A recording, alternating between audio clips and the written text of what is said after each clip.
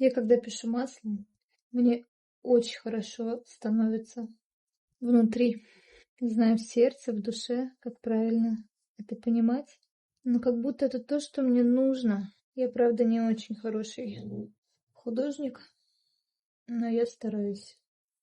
Как чувствую? У меня уже есть в профиле видео с этой картиной, но в последнее время я думаю о том, как их продать, и мне немного не нравится ее вид, потому что она чуть-чуть выглядит, видите, вот эти пятна, непривлекательно. Мои кисточки. Я очень хочу изменить фон. Волну не трогать. К сожалению, я сделала ее слишком низко. Можно было вот так вот ее. Смотрите, какие у меня титановые белила. Интересно. Бирюзовую. Оставлю только ее.